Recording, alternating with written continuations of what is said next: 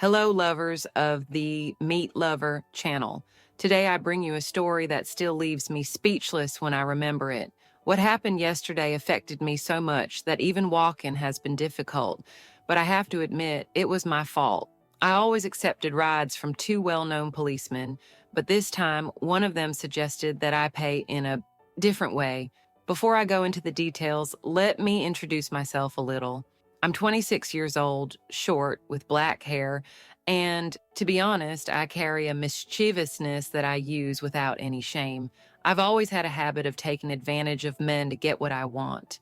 It's never bothered me to use my charms to gain advantages, even the simplest ones. I work late at a business here in town, and the biggest problem is that after midnight, there's no bus that goes anywhere near my house. This always puts me in a difficult situation. Most of the time, I rely on a friend to give me a lift because her husband picks her up by car. As my house is on their way, it's very practical. We always take the opportunity to chat and have a laugh, which makes me feel more at ease. But my friend doesn't always show up for work, and that's when the crunch begins. When this happens, my safest option is to call an app. However, the wait can be long in the early hours of the morning, and the atmosphere in the city gets a bit heavy at that time. Sometimes I take the risk and walk home. It's not that far, but the walk isn't always comfortable. With my heart racing, I walk along the sidewalk, always alert, trying to convey a sense of security that deep down I don't feel. The truth is that there is a patrol car in the area where I work. The two policemen who do the dawn patrol already know me well. I always play the naughty girl and get a ride. They greet me with a smile, as they know I'm a regular there. However, when I can't get a ride and have to walk, the fear of being approached by someone unknown always accompanies me. Once, a car pulled up next to me and I felt my heart race. But in the end, they were just young people who wanted to know the time. I'm always on the lookout when the police car is passing by, waiting for the right moment to leave the scene. As soon as I see the lights of the police car flashing, my heart races. I signal for help, and fortunately, they always stop. My story is the same as always. I make that sad, terrified face, explaining that I tried to call an app, that I need to leave, and that I'm too scared to stay there alone at night. One of the policemen, who has now become my friend, always laughs and jokes with me. He says he should leave me in the street because they can't carry anyone unless they're handcuffed. But deep down, he knows I'm not a criminal. He always lets me into the car and drops me off at the door, which makes me feel immense relief. The other policeman, on the other hand, is quite different. He's much more serious, with a frown on his face and the look of a few friends. He never even said hello to me. I'm sure that if it were up to him, I'd never get a ride. Sometimes I wonder if he's really like that with everyone, or if he just doesn't like me. His manner makes me nervous, and every time I get in the car, I feel a chill in my stomach. My friend tries to put me at ease, but the other just watches as if he's waiting for something. Yesterday, when the patrol came by for the first time, I did what I always do. I closed the door, turned off the lights, and left everything ready for the morning shift. My ride was already arranged, so there was no need to rush. I saw the car disappear around the corner and thought I'd soon be heading home as usual. Only to my surprise, a few minutes later, the car returned. This time, something made me uneasy. The scowling policeman who was always there was alone in the car. The other one, who usually accompanied him, was gone. I felt a chill run down my spine, but I tried to act naturally. It was part of my plan. Every night I made up the same excuse to get a ride with them. I'd say that I was afraid to go home alone and that I'd seen two guys on a motorcycle pass by several times, as if they were watching me. The policeman always believed me, or at least pretended to, and ended up taking me home. This time, the storm was about to break, and the situation seemed perfect for another one of those nights. So I followed my usual script. I've seen two guys on motorcycles pass by here several times, and I'm afraid to go home alone, I said, trying to sound convincing, even though I knew he'd heard it before. He looked me up and down with disdain on his face and ordered me to get in the car quickly. His voice was deep, authoritarian, and without a hint of sympathy. It was as if he was in a hurry to get rid of me, almost as if it were an obligation. Without really understanding, I got into the car and slammed the door, trying to ignore the heavy atmosphere that dominated the room. The silence was suffocating, and even though I was suspicious, I decided to strike up a conversation. I asked him about his colleague, the one I was hoping to meet, but he only replied with a very dry yes. It was the only word that came out of his mouth. I tried to insist, asking him again, but but he continued to ignore me, making it clear that he didn't want to talk. It annoyed me, but I decided to shut up. I leaned my head back against the seat and watched the scenery out of the window, trying to guess what was going on. The atmosphere in the car was heavy, tense, and he drove in silence, his fingers drumming on the steering wheel, his eyes fixed on the road. I just wanted to get home soon and get rid of that guy.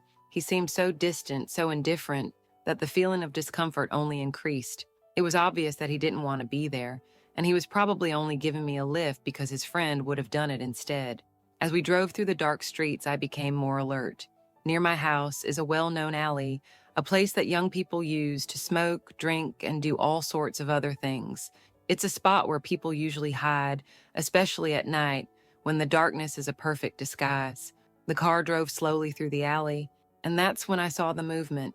4 teenagers ran out of the dark, each in a different direction, as if they had been caught red-handed. Adrenaline rushed through me for a second, and my heart raced. What were those kids up to?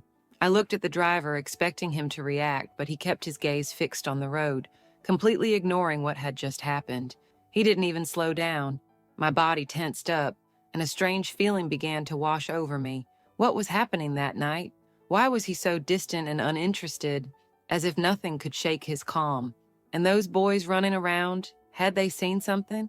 The feeling that something wasn't right only increased, and I just wanted to get out of that car as quickly as possible. The silence, the alley, the boys, everything seemed out of place. I knew something was about to happen, but I didn't know what. The policeman turned the car around sharply, and my heart raced. From the way he looked at the 2 boys walking down the street, I thought he was going to stop and approach them. But to my surprise, he completely ignored them. The car continued to accelerate and soon entered a narrow, dark alley. Before I could try to understand what was happening, he braked sharply in front of a wall that blocked the end of the street. The sound of tires screeching on the asphalt made me grip the seat tightly. "Get out of the car." His voice was firm, almost cutting, with no room for rebuttal. For a moment, I remained motionless, not knowing what to do. My body froze, and my brain simply couldn't process what was happening. Why was he telling me to leave? Did he intend to abandon me there in the middle of this deserted place? Fear began to creep up my spine. I tried to open my mouth to say something, but the words just wouldn't come out. He, however, didn't seem willing to wait for me to react. Suddenly, he leaned into my side, and before I could even protest, he had already unfastened my seatbelt with one swift tug. My body instinctively pulled away, but the space inside the car was too small for me to escape his gesture. "Please, you can't leave me here." My voice finally came out, but it sounded weak and shaky. Dread was growing inside me, and my hands were sweating as I desperately tried to find a way to convince him not to leave me in that situation. I don't know what I did wrong." He turned to me, his eyes fixed on mine with an intense glare that sent a chill down my spine. "You know you're committing a crime by lying to the police, don't you?" His question was more of a statement than anything else. I opened and closed my mouth, unable to answer immediately. My heart was beating so hard that I could hear the sound in my ears. "I didn't lie," I repeated, my voice already choked by the fear that was growing inside me. The atmosphere in the car was suffocating, and his silence even more so. He looked at me with a cold expression, but there was something else in his eyes, something that set my body on fire. "You lied to us several times," he said in a low but firm voice. "If it hadn't been for my colleague, who always thought you were very beautiful, I would have taken you straight to the police station." My hands started to sweat. I tried to process those words, but panic prevented me from thinking clearly. My heart was pounding so hard in my chest that it felt like it was about to explode. Then he continued with a smile that chilled me to the bone. "He's not here today," he said slowly, as if he wanted to savor every word. "Then I'll give you 2 alternatives." I stared at him in disbelief, feeling my throat go dry. I didn't know what to expect, but the feeling that something very bad was about to happen took hold of me. "Either we go to the police station now, and you'll be charged with false reporting of a crime, according to Article 340, he said with the calm of someone who had complete control of the situation. "Or you get out of this car now and have a relationship with me here, in this alley." His words echoed in my mind, and it took me a while to understand what he really meant. But when it finally dawned on me, I felt the ground disappear from under my feet. My body froze. I couldn't believe what I was hearing. It couldn't really be happening. Now I was really terrified, All I wanted was to get a free ride. It wasn't supposed to go this far. I looked into his eyes, those brown eyes that in the dim light of the car seemed to shine menacingly and charmingly at the same time. He wasn't joking. You're the one who knows. If I start this car again, we'll go straight to the police station and you'll spend the night behind bars. So get out of the car now or you'll have no escape from prosecution, he said in a firm voice, looking at me without hesitation. My breathing was rapid, fear coursing through my veins, but I knew he wasn't joking. He put his hand on the key, about to start it. My heart leapt in my chest, and with my hands shaken, I realized I had no choice. I took a deep breath and, still hesitating, opened the car door. As soon as I stepped out, the cold night wind hit me like a slap, bringing with it the first drops of a rain that promised to increase. Every drop that fell seemed to intensify the weight of the situation, making me feel more and more trapped. As I tried to organize my thoughts, I heard the sound of the other door opening. He came out quickly and was beside me within seconds. I felt his presence so close that my whole body tensed up, and what happened next left me completely stunned. Without warning, he turned me to face him and kissed me. The initial shock made me freeze. My eyes went wide, while my body didn't know how to react. It was the kind of thing I would never have imagined happening, even more so there, in that situation. The kiss was intense, charged with an energy I hadn't felt for a long time. My body, previously paralyzed, began to respond instinctively. My mind was screaming that it was wrong, but a part of me, the part that had been asleep for a long time, began to awaken with that touch. A flame that I thought was extinguished suddenly reignited, setting everything inside me on fire. The fire he awakened was undeniable. Without thinking twice, my hands went up to his neck, pulling him closer to me since I'm short, and I began to return the kiss with an intensity I hadn't expected. Desire overtook me, canceling out any thought of escape or resistance. The next few minutes were an intense mix of adrenaline and passion. My heart beat fast, my breathing quickened, and I didn't know what to think anymore.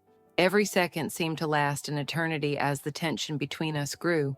At first, apprehension took over, that fear of the unknown, of what might happen next. But as the minutes passed, apprehension gave way to something much stronger, desire. I wanted it. I wanted to satisfy myself, and the heat of the moment was taken over. He looked into my eyes and said, with a mischievous smile, "To tell you the truth, woman, I've always been interested in you. My colleague has too, but since he knows that I'm too fascinated by you, he told me that it was up to me." His words took me by surprise, knowing that it wasn't just him, but also his friend who wanted me, affected me in a way I hadn't expected. The air between us was heavy, full of unspoken desire. I knew I was about to cross a line from which there would be no turning back. "You're very malicious, and what you're doing is illegal," he continued, staring at me seriously. "You're lying to the police, and that could really get you into trouble. You could be prosecuted, you know that, right? But look, if you don't want to be with me today, I'll take you home and we'll forget all about it. I'm not going to force you into anything, but I'll be honest, I really wanted you today." His words, even though he was trying to be rational, only increased my desire. I was already almost crazy with desire, feeling my body begging for him. The way he spoke, making it clear what he wanted, but at the same time giving me a choice, made me even more determined. I couldn't resist any longer. I moved forward without a second thought and kissed him. An intense kiss, full of desire and urgency. I tasted danger and passion on his lips. "You scared me, and now you want to back out," I said, facing him with a challenging smile, feeling the power that this situation gave me. "If you don't want to pick me up now, I'll tell your friend that you're a slacker." My words came out provocative, with a hint of challenge, and I knew that this was making him even more instigated. I was in control at that moment, and that only made my desire grow. My breathing became even more labored as he led me back to the patrol car, and the adrenaline was only increasing by the second. Our lips met, and we kissed madly. My heart was pounding, each beat echoing loudly in my ears, while the mixture of anticipation and apprehension formed a whirlwind inside me. It was as if a storm was brewing both inside and out, as the rain began to fall lightly around us. His touch was firm, rough, but at the same time imposing, leaving me breathless. The way he held me showed that he was in control of every move. "Lying has consequences," he growled softly, his deep voice sending shivers down my spine. When he pulled out the document to show me, something inside me ignited even more strongly. Just seeing the authority he represented made me lose any sense of what was right or wrong at that moment. I was completely surrendered to desire. I wasn't sure how everything had gotten to that point, but the intensity of the situation left me in a state of pure euphoria. When we finished, I was so exhausted that I could barely stand up. He noticed, and with a mischievous smile on his lips, took my hand and helped me up, while the rain that had previously fallen lightly began to fall hard. We got into the car, and the sound of the rain hitting the roof only added to the atmosphere between us. Sitting there in the cramped warmth of the car, our breath still ragged, we exchanged a few words. The silence was comfortable, almost complicit, as the raindrops slid down the windows. The conversation was light, as if what had just happened was the most natural thing in the world. But inside me, I could still feel the adrenaline coursing through my veins, keeping me on my toes, wanting that moment to last longer. When we finally arrived at my house, he parked the car in front. My heart was still racing, and the rain was still falling heavily outside. As I tried to gather the strength to stand up, my body was so tired that it seemed as if any movement would be impossible. But before I could react, he was out of the vehicle. His steps were quick, and in a matter of seconds, there he was by my side, gently opening the car door. The fine rain was starting to fall, but he had already opened his umbrella with a deft gesture. The sound of the raindrops hitting the fabric was almost soothing, if it weren't for the adrenaline still coursing through my veins. He held out his hand to me, firm but gentle at the same time, helping me out of the car.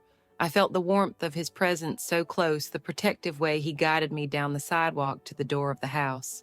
"Next time you need a ride, you don't have to lie to the police," he said in a joking but serious tone. I didn't react for a second, not knowing if he was joking or giving me a real warning. After all, you could be seen by a policeman who isn't as attentive and careful as I am. It's dangerous, you know. Call me and I'll bring you home.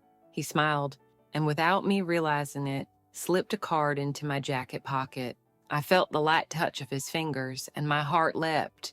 The rain was beginning to thicken, but he didn't seem in any hurry to leave. With impressive calm, he took the key from my hand, as if he already knew that I was too exhausted to do anything on my own.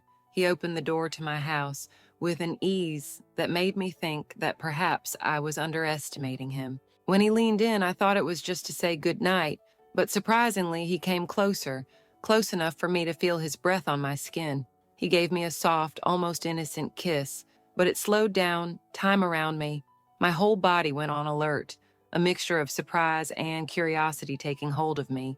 And today, he has become my favorite late-night hitchhiker.